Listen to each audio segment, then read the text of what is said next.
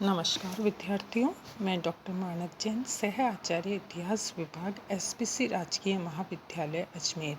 आज हम बीए पाठ द्वितीय ऑनर्स के 8वें प्रश्न पत्र का अध्ययन करेंगे और आज हम देखेंगे कि राष्ट्रीय सभा और उसके कार्य, वर्क ऑफ नेशनल असेंबली।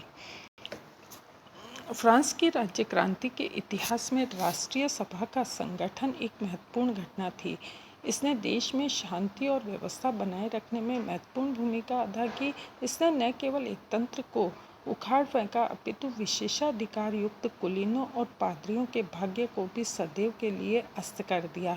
23 जून 1789 को स्टेट्स जर्नल द्वारा इसकी स्थापना के बाद 27 जून 1789 को राजा ने इसे स्वीकृति प्रदान की। राष्ट्रीय सभा के कार्य में कुछ कठिनाइयाँ थी जो इस प्रकार है: स्मृति पत्रों की शिकायतों पर विचार करना, टेनिस कोड की शपथ के अनुसार देश के लिए एक संविधान तैयार करना। निसंदेह कार्य अत्यंत कठिन था, परंतु राजतंत्र के अवशेषों पर प्रजातंत्र का भवन खड़ा करने के लिए राष्ट्रीय सभा ने अत्यंत कठोर परिश्रम किया। उसने फ्रांस के लिए नवीन संविधान का निर्माण किया तथा शासन में प्रत्येक महत्वपूर्ण सुधार किए जो इस प्रकार थे: राष्ट्रीय सभा के कार्य, सामाजिक समानता। राजा की प्रार्थना पर 27 जून 1789 को महत्वपूर्ण विषयों पर विचार विमर्श के लिए 3 वर्गों के लोगों को एक स्थान पर एकत्रित किया। इससे ये प्रतीत होता है कि समानता के सिद्धांत को स्टेट्स जर्नल ने स्वीकार ही नहीं किया बल्कि क्रियान्वित करने का भी प्रयास किया। सामंतवाद का अंत। 4 अगस्त 1789 को राष्ट्रीय सभा का सदन रात्रि तक चलता रहा। इस सदन ने विशेषाधिकार युक्त सामंतों और कुलीनों में अपने विशेषाधिकारों की त्याग देने की स्वेच्छा से घोषणा की। सर्वप्रथम एक कुलीन वर्ग ने देश में सामाजिक एकता स्थापित करने के उद्देश्य से अपने विशेषाधिकारों को त्यागने का कार्य किया। नेक्स्ट है मानव अधिकारों की घोषणा। लगभग 2 वर्ष के कठोर परिश्रम के बाद राष्ट्रीय असेंबली ने संविधान का निर्माण किया और इससे पूर्व 27 अगस्त 1789 को उसने मानव अधिकारों की घोषणा की जो रूसो द्वारा लिखित सामाजिक समझौता सोशल कॉन्ट्रैक्ट पर आधारित थे। इसके अंतर्गत निम्नलिखित महत्वपूर्ण अधिकार प्रदान किए गए: सभी व्यक्तियों को समानता का अधिकार है, प्रत्येक व्यक्ति योग्यता अनुसार राज्य में पद प्राप्त कर सकता है, कानून के समक्ष सभी व्यक्ति समान हैं, प्रत्येक व्यक्ति को संपत्ति बनाए रखने का अधिकार है, प्रत्येक व्यक्ति को लेखन, भाषण, प्रकाशन की स्वतंत्रता होगी, कोई भी व्यक्ति दूसरे का शोषण नहीं करेगा, किसी भी व्यक्ति को पुलिस उस समय तक बंदी गृह में नहीं डालेगी जब तक कानून के समक्ष वह अपराधी सिद्ध न हो जाए, किसी भी व्यक्ति को संपत्ति पर बिना क्षतिपूर्ति के अपहरण नहीं किया जाएगा और अंतिम मानवाधिकार है, विपत्ति और प्राकृतिक आपदा के समय प्रत्येक व्यक्ति को सरकार से सहायता प्राप्त करने का अधिकार होगा। लेकिन इसमें कुछ कमियां भी थी। फिर भी मानव अधिकार की घोषणा की इतिहासकारों ने अत्यंत प्रशंसा की है। इसकी तुलना इंग्लैंड के मैग्ना कार्टा तथा बिल ऑफ राइट्स से की है। इतिहासकार हेजन ने लिखा है कि आधुनिक विश्व के राजनीतिक और सामाजिक विकास में यह निर्विवाद तथ्य रहा। नेक्स्ट है चर्च की संपत्ति का अंत। देश की आर्थिक स्थिति को यदि हम देखें तो सुधारने के लिए टेलरा नामक एक पादरी ने चर्च के जागीर के विक्रय का एक प्रस्ताव रखा। चर्च से के पास समस्त देश की 1/5 भूमि थी जिससे राज्य को कोई हित नहीं होता। टेलरा इस भूमि को राज्य हित में विक्रय करना चाहता था। प्रारंभ में इस प्रस्ताव का विरोध हुआ किंतु बाद में ये प्रस्ताव पारित हो गया। मठों का अंत। फ्रांस में अनेक मठ थे जिसमें अनेक भिक्षु व भिक्षुणियां निवास करती थी। 18वीं शताब्दी के उत्तरार्ध में भिक्षु और भिक्षुणियों की संख्या बढ़ गई। 6 फरवरी 1791 को संविधान सभा ने यह घोषणा की कि भविष्य में कोई व्यक्ति भिक्षु और भिक्षुणी न बने। पुराने भिक्षु और भिक्षुणियाँ यदि चाहे तो सांसारिक जीवन में आ सकते हैं। अतः भिक्षु भिक्षुणियों द्वारा संचालित मठों का विनाश हो गया। इससे पोप, जो चर्च की संपत्ति के अपहरण के कारण पहले ही नाराज था, मठों के विनाश से और अधिक नाराज हो गया।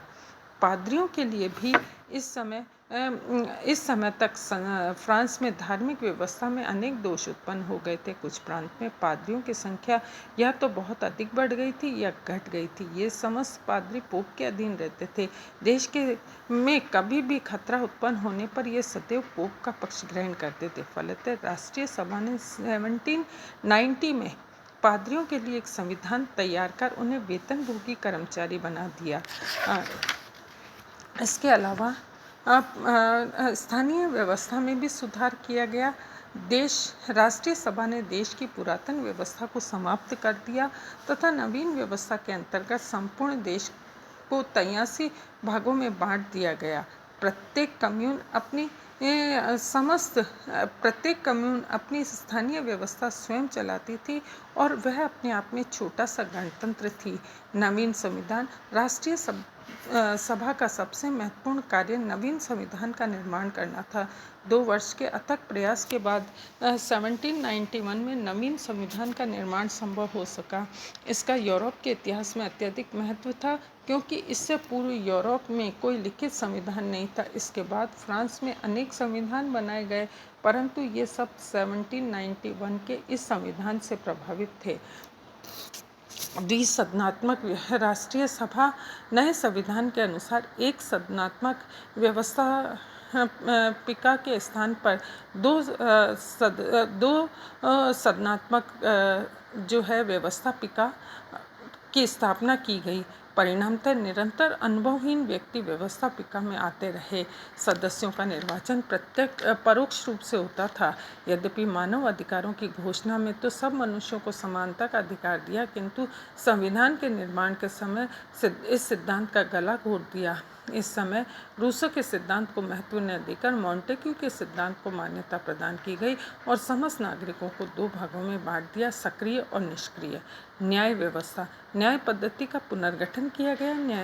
न्यायाधीशों के पदों का विक्रय बंद कर दिया गया।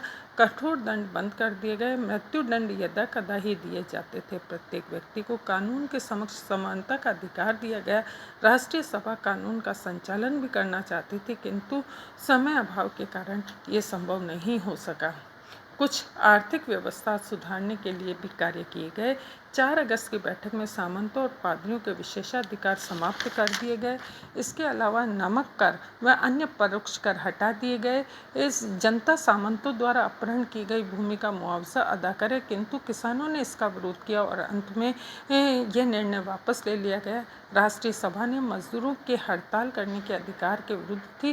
कुछ कानून बनाए जिससे नगर की जनता सभा से नाराज हो गई। चर्च की संपत्ति को अब राष्ट्रीय संपत्ति घोषित कर दिया गया। राष्ट्रीय सभा ने इस संपत्ति के आधार पर कागज की मुद्रा का प्रचलन किया, जो 1791 तक 2 अरब मात्रा तक प्रकाशित हुई, जिसके कारण मुद्रा का मूल्य गिरने लगा। सरकार को अनेक कठिनाइयों का सामना करना पड़ा।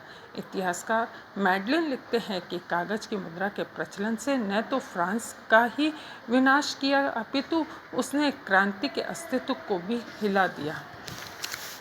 अब हम देखते हैं राष्ट्रीय सभा के कार्यों का विरोध। यद्यपि राष्ट्रीय सभा ने अत्यंत उत्साह और साहस से निर्धारित समय में संविधान का निर्माण किया, किंतु उसके क्रियान्वयन के समय कुछ दोष पाए गए। जैसे मानवाधिकारों की घोषणा अत्यंत अव्यावहारिक थी।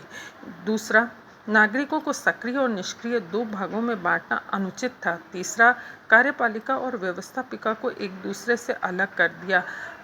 चौथा, संपूर्ण फ्रांस 83 भागों में बटा हुआ था, किंतु आपसी संबंध बनाए रखने का कोई प्रयास नहीं किया। पांचवा, चुनाव के द्वारा न्यायाधीशों की नियुक्ति करना अनुचित था। छठा, राष्ट्रीय सभा ने भीड़तंत्र को प्रोत्साहित किया, जो अत्यंत खतरनाक था। सातवां, विकेंद्रीकरण के सिद्धांत को इस प्रकार लागू किया गया कि इससे स्थानीय व्यवस्था को ढीला कर दिया। आठवां, पादरियों के लिए निर्मित संविधान में अनेक समस्याएं उत्पन्न कर दी और फ्रांस 2 भागों में बंट गया। नवां, व्यवस्थापिका सभा में किसी भी सदस्य को यह अधिकार नहीं था कि वह अपने जीवन में एक से अधिक बार चुनाव लड़े। इससे प्रति वर्ष अनुभवहीन व्यक्ति व्यवस्थापिका में आते गए। 10वां, किसी भी व्यवस्थापिका के लिए निर्धारित किया गया 2 वर्ष का कार्यकाल उसकी योजनाओं को पूर्ण करने के लिए पर्याप्त नहीं था। 11वां, राष्ट्रीय सभा ने मध्यम वर्ग की भलाई के लिए कुछ कार्य अवश्य किए, किंतु जनता के हितार्थ कुछ नहीं किया। 12वां, राष्ट्रीय शिक्षा के विकास को कोई प्रोत्साहन नहीं दिया। 13वां, अपने कार्यों के द्वारा राष्ट्रीय सभा ने सभी वर्गों को अप्रसन्न कर दिया। विद्यार्थियों, राष्ट्र के लिए एक संविधान का निर्माण करने के बाद 30 सितंबर 1791 को राष्ट्रीय सभा ने आत्मस्थगनकारी आदेश पारित किया और अपने आप को भंग कर दिया। इस प्रकार हम देखते हैं कि फ्रांस के इतिहास में राष्ट्रीय सभा के द्वारा किए गए कार्य बहुत महत्वपूर्ण हैं। इति नमस्कार।